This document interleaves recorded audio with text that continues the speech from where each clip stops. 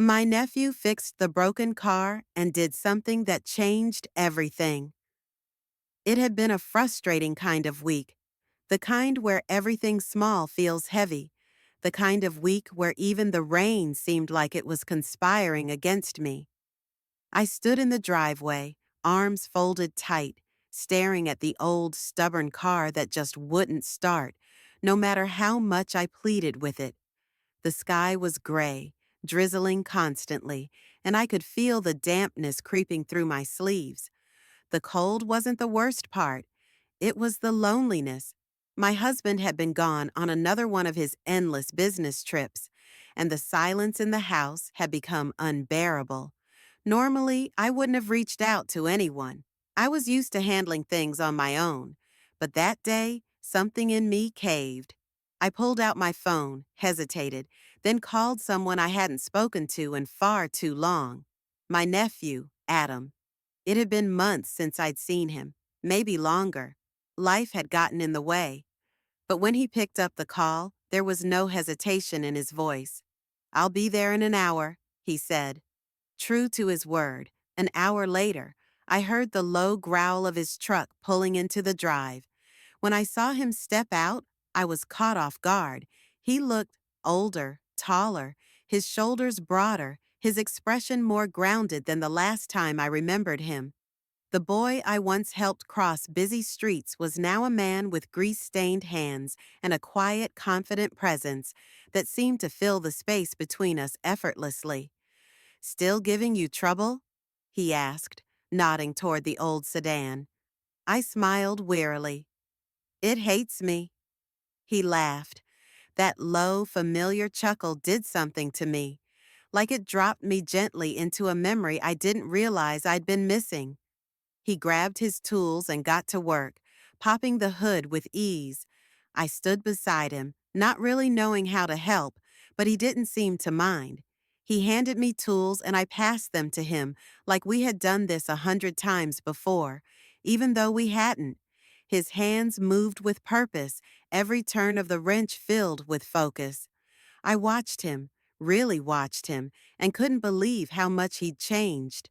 The grease smudges on his cheek, the veins in his forearms, the little way he leaned into the engine. It all felt foreign and familiar at the same time. We talked, just small things at first.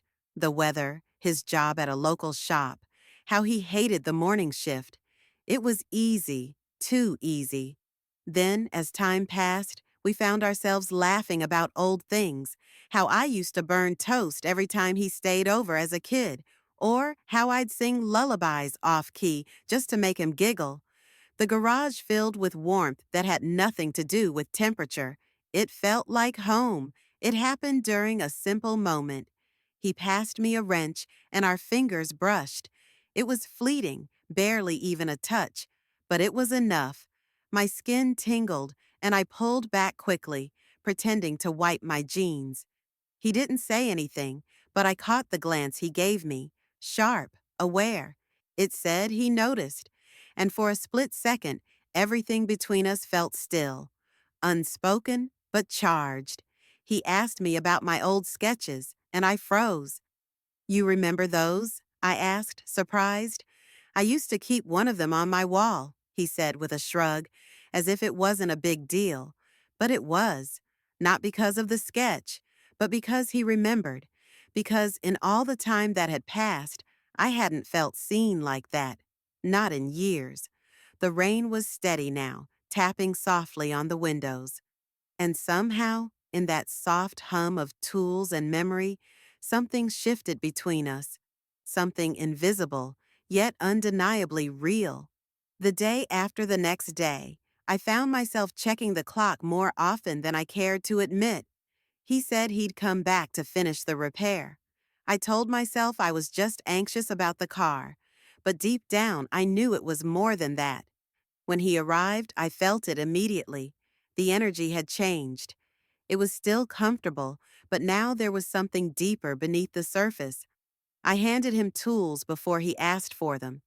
We moved together like dance partners who had finally found rhythm. He told me about the months he spent away, how he almost didn't come back. I shared how empty the house had become without even realizing it. There was no judgment in his eyes, just quiet understanding. He asked questions that no one had ever asked me. What made me laugh lately? What did I miss about being 25? What would I do differently if I could start over? And I answered, honestly, maybe too honestly. I told him I missed feeling seen, desired, not just physically, but emotionally. I missed being someone's reason to smile.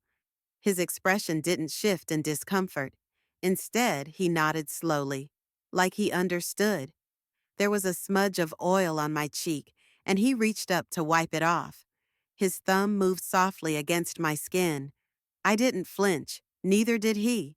We didn't speak about it, but something passed between us. A breath, a truth, a pause that held everything